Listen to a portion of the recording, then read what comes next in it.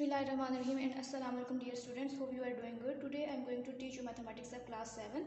Kindly open your book page number 14. In previous classes, in previous lecture we have learned definition of set, different types of set, union and intersection, and difference of two sets and properties involving union and intersection. Today we will study Venn diagram. In class 6 we have already studied this concept, but today we will discuss it in detail.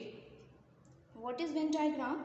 A Venn diagram is a simple closed figure to show sets and the relationship between different sets. Venn diagram क्या होती है? Venn diagram एक rectangular close figure होती है जिसके अंदर sets होते हैं और हम उसमें सेट्स और सेट्स के दरमियान जो रिलेशनशिप होता है उनको शो करते हैं. Venn diagram was introduced by a British logician and philosopher John Venn 1834 to 1923. John Venn himself didn't use the term Venn diagram. Another logician, Lewis, used it first time in his book A Survey of Symbolic Logic. Venn diagram की जो term थी वो सबसे पहले British logician और philosopher था ये जिसका नाम जॉन वेन था, उसने इंट्रोड्यूस कराई थी, लेकिन उसने अपनी लाइफ में कभी ये टर्म यूज़ नहीं की. उसके डेथ के बाद एक और लॉजिशियन था लेविस, उसने अपनी book a survey of symbolic logic में इस टर्म को यूज़ किया था. Now we will study how to represent a set through Venn diagram. In Venn diagram, a universal set represented by a rectangle and other sets are represented by simple closed figure inside the rectangle. These closed figures show an overlapping region to describe the relationship between them. Following figures are the Venn diagram of any set of universal set U, disjoint set A and B and overlapping set A and B respectively. Venn diagram में क्या होता है, जो मैंने आपको बताया कि ये एक रेक्टेंगुलर क्लोज फिगर होती है. ये जो रेक्टेंगुलर फिगर जो होती है उसको हम यूनिवर्सल सेट कहते हैं और यूनिवर्सल सेट के अंदर इस तरह से सर्कल में हमारे पास सेट होते हैं. अब ये क्या है? ये सेट ए है, ये यूनिवर्सल सेट है बड़ा वाला, और ये सेट ए है. नेक्स्ट क्या है? ये हमारे पास बड़ा वाला ये यूनिवर्सल सेट है और इसके अंदर सेट ए और सेट बी है. अब ये सेट ए और बी, इनमें क्या रिलेशनशिप है आप इनमें देख रहे हैं, इनमें कितनी स्पेस है, तो ये क्या है? डिसजॉइंट सेट है. अगली फिगर को देखें, ये यूनिवर्सल सेट है. अब इसमें दो सेट हैं ए और बी. अब ए और बी में क्या है? ये ओवरलैप करें. ओवरलैपिंग में क्या होता है? मीन उसमें कुछ एलिमेंट्स कॉमन होते हैं. तो ये क्या, इनमें क्या रिलेशनशिप है? इनमें ये सेट्स ओवरलैप करें, ये ओवरलैपिंग सेट्स हैं. Okay, now comes to the next page, page number 14. In Venn diagram, the shaded region is used to represent the result of the operation. अब हम जो वेन डायग्राम बनाते हैं उसका जब हम रिजल्ट शो करते हैं, रिजल्ट कैसे शो करते हैं? हम शेडेड एरिया से शो करते हैं. Union of sets. Now we represent the union of two sets through Venn diagram. When first condition क्या है? अब हम यूनियन ऑफ सेट्स, यूनियन को हम थ्रू वेन डायग्राम हम इसको शो करने जा रहे हैं. इसकी फर्स्ट कंडीशन क्या है? A is the subset of B. When A is a subset of B, when all the elements of set A are also in the set B are also the element of set B, then we represent A union B by figure. Here shaded portion represent A union B. How? ये मैं भी आपको बताती हूँ. यहाँ मेरे पास है एक सेट A है. सेट A मेरे पास क्या है? 1 2 1 4 8 9 10 और B सेट मेरे पास क्या है? 2 3 7 4 7 8 10. अब हम इसका, क्योंकि ये हम यूनियन के अकॉर्डिंग हम ये प्रॉपर्टीज़ पढ़ रहे हैं, तो सबसे पहले हम इनका यूनियन फाइंड करेंगे. यूनियन में क्या करते हैं? हम सारे एलिमेंट्स लिखे जाते हैं और जो कॉमन एलिमेंट्स होते हैं उनको हम वन टाइम लिखते हैं. इसका यूनियन क्या आ गया? 1 2 3 4 7 8 9 10. अब एक और बात, अब ये क्या था? A is the subset of B. अब हम इसको वेन डायग्राम के थ्रू कैसे हम शो करेंगे? सबसे पहले आपको पता है कि आप एक यूनिवर्सल सेट बनाते हैं. यूनिवर्सल सेट क्या? यू. यूनिवर्सल सेट क्या है? यू. अब हमारी कंडीशन क्या थी? A is the subset of B. Mean when all the elements of set A are present in set B. Mean set A जो है वो सेट बी के अंदर होगा, क्योंकि सेट ए के सारे एलिमेंट बी के एलिमेंट्स है ना, तो सेट ए जो है वो सेट बी के अंदर होगा. ये हमने बना लिया. अब हम इसके रिजल्ट को कैसे शो करेंगे? ए यूनियन बी को कैसे शो करेंगे? ए यूनियन बी में हमारे पास सारे एलिमेंट्स आए थे, सारे एलिमेंट है ना, इसमें ए के भी एलिमेंट्स हैं और बी के भी एलिमेंट्स हैं. सो हम इसको ए यूनियन बी को हम शो कैसे करेंगे? इसके रिजल्ट को हमारा सारा एरिया जो है ए और बी का सारा एरिया जो है वो शेड हो जाएगा. ए और बी का सारा पोर्शन हम शेड कर लेंगे लाइक दिस. ओके, ठीक है. Now our second condition is when B is the subset of A. When B is the subset of A. B A का सबसेट कब होगा? When all the elements of set B are present in set A. ठीक है, अब हम ये मेरे पास universal set है, अब यहाँ मैंने ये सर्कल तो बना लिए, सेट तो बना लिए, लेकिन अब अंदर हमारे पास कौन सा सेट आएगा? बी। क्यों अंदर सेट बी? इसलिए आएगा क्योंकि बी ए का सबसेट है। बाहर वाला सेट कौन सा होगा? A. It's mean set B is the subset of A. Again हम इसका यूनियन फाइंड करेंगे। हमारे पास पुराने वाले सेट्स ही थे, जब हमने उनका यूनियन फाइंड किया तो हमारा आंसर क्या आया? 1 2 3 4 7 8 एंड 9, 7 8 9 एंड 10। अब हम इसका शेडेड पोर्शन कौन सा होगा?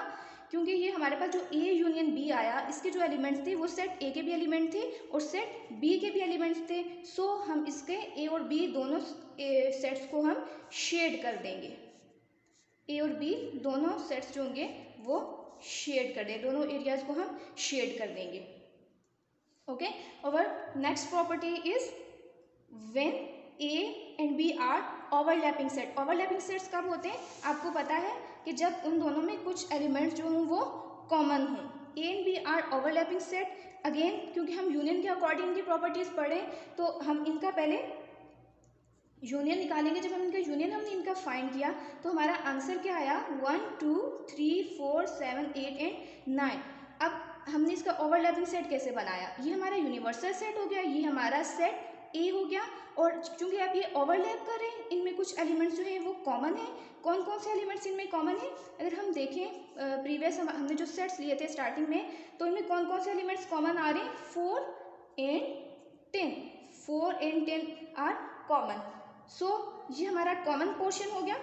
ये जो आपको नज़र आ रहा है ओवरलैप जो कर रहा है, मीन ये वाला पोर्शन जो है वो ए में भी प्रेजेंट है और बी में भी प्रेजेंट है। सो ये तो हमारा हो गया ओवरलैपिंग पोर्शन, हमारा कॉमन पोर्शन। अब चूंकि हम यूनियन के अकॉर्डिंग कर रहे हैं तो यूनियन में सारे एलिमेंट्स आते हैं, तो शेडेड पोर्शन कौन सा होगा? ये सारा एरिया क्या होगा? शेड हो जाएगा, ये सारा शेडेड पोर्शन होगा। ओके, और next property is next condition is when A and B are disjoint set. A and B are disjoint set. Disjoint sets कब होते हैं? When no elements of set A and B is common. जब इन दोनों में कोई भी element common नहीं होता तो वो कौन सा सेट होता है? डिसजॉइंट सेट होता है। अब ये हमारा सेट A है, let's we have a set A 1 2 3 and B 4 6 and 7। इनका जब हमने यूनियन फाइंड किया तो हमारा यूनियन आया 1 2 3 4 6 एंड 7। अब इसको हम थ्रो वेन डायग्राम कैसे हम इसको शो करेंगे? ये हमारा यूनिवर्सल सेट हो गया। अब ये हमारा कौन सा सेट है? ये हमारा है सेट ए। अब हम इसका डिसजॉइंट सेट कैसे बनाएंगे? क्योंकि इसमें कोई एलिमेंट कॉमन नहीं है, तो इसका जो दूसरा सेट होगा वो हम यूं बनाएंगे, और वो उनमें कोई चूंकि इनमें कोई पोर्शन कॉमन नहीं है, सो इनको हम अलग अलग बनाएंगे। ये हमारा सेट आ गया सेट बी, ये सेट ए हो गया और ये सेट हमारा बी हो गया। अब हमारा शेडेड पोर्शन कौन सा होगा? चूंकि हम यूनियन करें तो यूनियन में सारे एलिमेंट्स आते हैं, तो ये ए और बी दोनों शेड हो जाएंगे। ए और बी दोनों को हम शेड कर देंगे लाइक दिस। ठीक है, ये हमारी प्रॉपर्टीज थी यूनियन ऑफ सेट्स की। अब हम आते हैं intersection of sets. Intersection of sets में आपको पता है कि इंटरसेक्शंस में हम क्या करते हैं? हमारे पास 2 सेट्स होते हैं और उनमें हमारे पास जो कॉमन एलिमेंट्स होते हैं हम उनको लिखते हैं। और first condition is when A is subset of B। A B का सबसेट कब होता है? When all the elements of set A are also the elements of set B। ठीक है, जब सेट A के सारे एलिमेंट्स सेट B के भी एलिमेंट्स होते हैं तो हम उनको कहते हैं सेट A B का सबसेट है। और इसको लिखते कैसे हैं? We can represent A intersection B, like इसको इस तरह से रिप्रेजेंट करते हैं। अब हम देखते हैं कि इसको हम थ्रो वेन डायग्राम कैसे शो कर सकते हैं। Here I am having a set A 1 2 3 and B have an elements 1 2 3 4। अब इनका हमने इंटरसेक्शन फाइंड किया। इंटरसेक्शन क्या आ जाएगा? ए इंटरसेक्शन बी कैसे फाइंड करेंगे? इनमें जो कॉमन एलिमेंट्स होंगे वो लिखेंगे। इनमें कॉमन एलिमेंट्स कौन कौन से हैं? 1 2 8 3। ये हमारा इंटरसेक्शन हो गया। अब हम इसको थ्रो वेन डायग्राम कैसे शो करेंगे? ये हमने एक रेक्टेंगुलर फिगर बनाई जो यूनिवर्सल सेट है। अब हमारी कंडीशन क्या थी? A is the subset of B। A is the subset of B। It's mean A जो होगा वो सेट B के अंदर होगा। Okay, got it? अब हमारा जो आंसर आया ए इंटरसेक्शन बी, इसके जो हमारे एलिमेंट्स हैं, इसके एलिमेंट्स क्या हैं 1 2 3। अब हमने ये चेक करना है कि हमारे ए इंटरसेक्शन बी के जो एलिमेंट्स आए वो ए और बी में से किसके एलिमेंट्स हैं।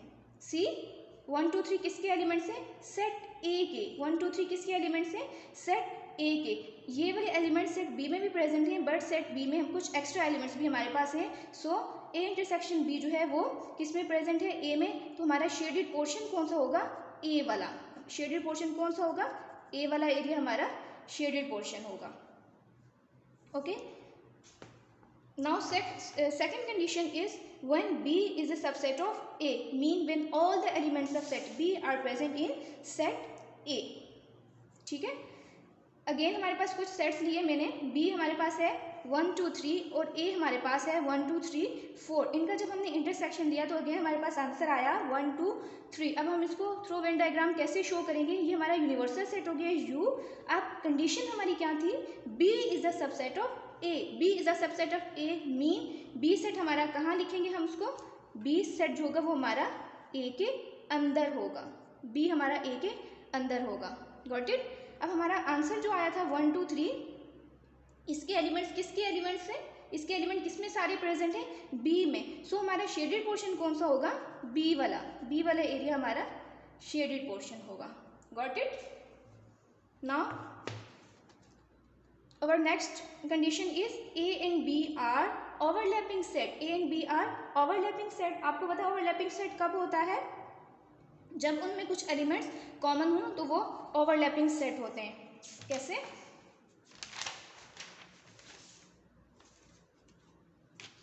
ये मेरे पास सेट है A और B, इनका जब मैंने इंटरसेक्शन दिया तो इंटरसेक्शन में क्या आया 1, मीन इनमें 1 कॉमन है।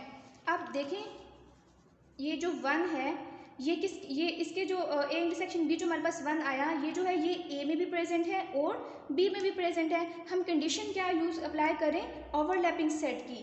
तो हमारा शेडेड पोर्शन कौन सा होगा, ये common portion.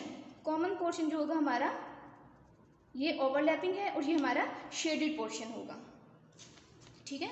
Our next condition is when A and B are disjoint set। A and B are disjoint set mean when no elements of set A and B are common। जब उनमें A और B में कोई भी elements common नहीं होते तो वो डिसजॉइंट सेट्स होते हैं। सेट लिया हमने, सेट A और सेट B, इसका जब मैंने इंटरसेक्शन फाइंड किया तो सी इनमें कोई भी एलिमेंट इनमें कॉमन नहीं है, कोई भी एलिमेंट इनमें कॉमन नहीं है। सो आपको पहले ही पता है कि जब हम डिसजॉइंट सेट करते हैं तो हम उनको दूर दूर लिखते हैं।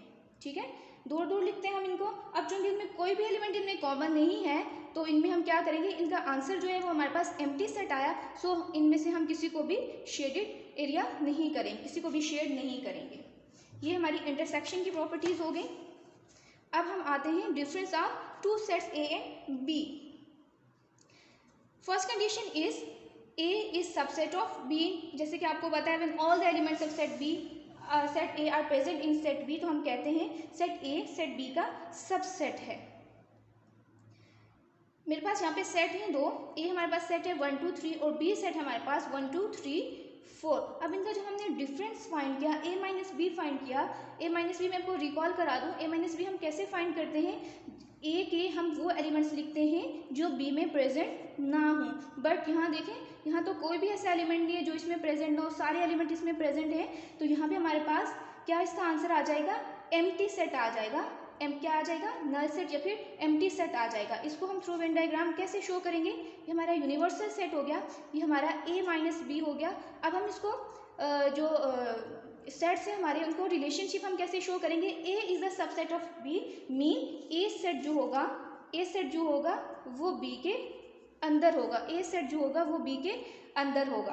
अब इनका आंसर जो हमारा आया था, इनका आंसर हमारे पास एम्प्टी सेट आया था, मीन यहाँ पे कोई भी एरिया शेडेड नहीं होगा। और second condition is when B is a subset of A, when all the elements of set B are also the element of set A। ठीक है, इसको हम सिंबॉलिकली हम कैसे रिप्रेजेंट करते हैं, A माइनस बी। अब हम जब हमने B माइनस ए किया तो हमारे पास कौन सा आंसर आया, 4 आया। B सॉरी ये हमारे पास था A सेट है हमारा, ये हमारा है सेट B, ये हमारा सेट B है। जब हमने b माइनस a किया तो हमारे पास आंसर आया 4। हमारे पास आंसर क्या आया 4। अब हमारा जो 4 था उसको हम कैसे शो करेंगे, ये हमारा कंडीशन, इस पर हम क्या अप्लाई करें, b is a subset of a, mean b वाला जो a पोर्शन होगा, b वाला सेट जो होगा वो a के अंदर होगा, b सेट a सेट के अंदर होगा। अब हमारा जो आंसर आया था 4, वो किसका 4 जो था एलिमेंट वो किस में प्रेजेंट था, a और b में से वो a में प्रेजेंट था। सो हम शेड किसको, कौन से वाले एरिया को शेड करेंगे, a वाले एरिया को, हम पूरे a वाले एरिया को हम शेड कर देंगे लाइक दिस, ठीक है। और next condition is a and b are overlapping set. When two sets a and b are overlapping, we can, when two set a and b are overlapping mean उनमें कुछ elements common होते हैं, then we can represent a minus b। ये हमारे पास two sets हैं, ए set है हमारे पास 1 2 3 और बी सेट है हमारे पास 3 4 5। ए माइनस बी जो हम जब हमने किया तो हमारे पास आंसर आया 1 and 2। वो देखें 1 और 2 उसमें प्रेजेंट नहीं है तो आंसर क्या आया 1 और 2। अब हमने ये देखना है ओवरलैपिंग, पहले हमने ओवरलैपिंग हमने शो कर दी सबसे पहले वेन डायग्राम में, जो हमारे पास सेट उनके रिलेशन में ए ओवरलैपिंग बी हमने शो कर दिया। अब हम शेडेड एरिया को कैसे शो करते हैं, शेडेड एरिया को आपको पता है कैसे शो करते हैं, हमारे पास जो आंसर आता है उसको दे के तो हम एरिया शेड करते हैं। अब 1 2 जो हमारे पास आया वो किसके एलिमेंट्स हैं, ए या बी में से, वो ए के एलिमेंट्स हैं। सो हम शेड किस वाले एरिया को करेंगे, सिर्फ ए वाले एरिया को हम शेड करेंगे। इस बात का ध्यान रखें जो हमारा ओवरलैपिंग वाला पोर्शन है वो शेड ना हो, क्योंकि जो ओवरलैपिंग वाला एरिया जो है वो बी में भी आ रहा है, सो हमने वो वाला एरिया हमने शेड नहीं करना। Now our next condition is complement of a set. Complement of a set हम कैसे फाइंड करते हैं, कॉम्प्लीमेंट ऑफ सेट में हमारे पास एक यूनिवर्सल सेट होता है। Here I am having a universal set 1 2 3 up to 10 and a is equal to 1 2 3 4 and 5। a complement हम फाइंड करेंगे, a कॉम्प्लीमेंट की क्या फॉर्मूला होता है, a complement is equal to u minus a। अब हमने u में से वो एलिमेंट्स लिखने हैं जो a में प्रेजेंट नहीं है, तो कौन से एलिमेंट इसमें प्रेजेंट नहीं है, 6 से लेके 10 तक, 6 से लेके 10 तक। अब 6 से लेके 10 तक हमारा जो आंसर आया वो हमने चेक करना है कि वो क्या वो u के एलिमेंट्स हैं या फिर वो a के एलिमेंट्स हैं। तो वो किसके एलिमेंट्स हैं, वो u के एलिमेंट्स हैं। तो हम कौन सा वाला एरिया शेड कर देंगे, u वाला हम सारा एरिया हम शेड कर देंगे। केयरफुल रहना है कि a वाला एरिया बीच में शेड ना हो। ये हमारा हो गया कॉम्प्लीमेंट, a कॉम्प्लीमेंट। तो स्टूडेंट्स ये हमारा वेन डायग्राम का टॉपिक हमारा कंप्लीट हो गया। 1.5 एक्सरसाइज जो है वो सारी जो पीछे जो हमने कॉन्सेप्ट्स पढ़े सारे उसी के अकॉर्डिंग होंगे। रिव्यू एक्सरसाइज और इसके आपको नोट्स में मिल जाएंगे। क्वेश्चन नंबर 1 जो है ये आप लोगों ने खुद से ट्राई करना है और क्वेश्चन नंबर 2 के आपको नोट्स मिल जाएंगे। और रिव्यू एक्सरसाइज जो है ये पीछे जो हमने फर्स्ट चैप्टर पढ़ा ये इसकी रिवीजन है, उसी से रिलेटेड क्वेश्चन है, इसके भी नोट्स आपको मिल जाएंगे और खुद से भी आप ये करने की कोशिश करें। Okay student, we have done our first chapter. Now we will start our second chapter, rational number. We will start our next chapter, that is rational number. Rational number क्या होते हैं, defining rational number, a number that can be expressed in the form of p by q where p and q are integers and q is not equal to 0 is called a rational number. rational number के लिए क्या condition होती है, जो हमारे पास जो number होते हैं वो p बाई क्यू की फॉर्म में लिखे जाते हैं और p बाई क्यू क्या होने चाहिए, इंटीजर्स होने चाहिए। मीन वो माइनस वाले नंबर भी हो सकते हैं और वो प्लस वाले नंबर भी हो सकते हैं। और उसके लिए सेकंड कंडीशन क्या है, q must not be zero, q हमारा ज़ीरो नहीं होना चाहिए, क्योंकि अगर हमारे पास डिनोमिनेटर में ज़ीरो आ जाता है तो वो क्या बन जाता है, इन्फिनिटी बन जाता है, वो आगे सॉल्व ही नहीं हो सकता। फॉर एग्जाम्पल 3/7, 4/7, -2/5, -2 यहाँ पे क्या है, माइनस वाला नंबर है, माइनस में माइनस इंटीजर में आ रहा है। 1/6 are the example of rational number. Now representation of rational number on number line. आपको ऑलरेडी नंबर लाइन का कॉन्सेप्ट है। नंबर लाइन में हम क्या करते हैं, नंबर लाइन हमारे पास स्ट्रेट हॉरिजॉन्टल लाइन होती है जिसमें इक्वल डिस्टेंसेस पे नंबर्स होते हैं और उसके बोथ एंड्स पे एरोज के निशान होते हैं। एरोज के जो साइंस होते हैं वो क्या शो करें, वो ये शो करें कि बोथ साइड से ये नंबर जो है वो इंक्रीज़ हो रहे हैं, इस साइड से भी ये इंक्रीज़ हो रहे हैं और इस साइड से भी ये इंक्रीज़ हो रहे हैं। दरमियान में हम क्या करते हैं, ज़ीरो से राइट साइड पे हमारे पास पॉजिटिव नंबर होते हैं और ज़ीरो से 0 से लेफ्ट साइड पे हमारे पास नेगेटिव नंबर्स होते हैं. Okay, now we divide each segment of the above numbers line into 2 equal parts as given in the following diagram. अब यहाँ पे हम क्या कर रहे हैं, 0. अब हमने यहाँ पे कितने कितने का डिस्टेंस लिया, 1 1 का डिस्टेंस. ये लाइन 0, ये 1 हो गया, 2 हो गया, 3 हो गया. अब इनके दरमियान में कौन से नंबर आएंगे, अगर हम लेफ्ट साइड पे मूव करें तो यहाँ पे हमारे पास कौन से नंबर होंगे, -0.1, -0.2, -0.3, -0.4, -0.5. अब यहाँ पे 0 और 1 के दरमियान में जो उनका जो मिड होगा वहाँ पे आएगा 0.5, -0.5. ओके, इसी तरह ये सारा एक नंबर का डिस्टेंस है, 0.1 के इनके दरमियान में डिस्टेंस है. Okay, now come to the next page, come to the exercise. Our first question is, write T for a true and F for false statement. Positive numbers are rational numbers. Yes, positive numbers are rational number. Second is, 0 is not a rational number. Yes, 0 rational number.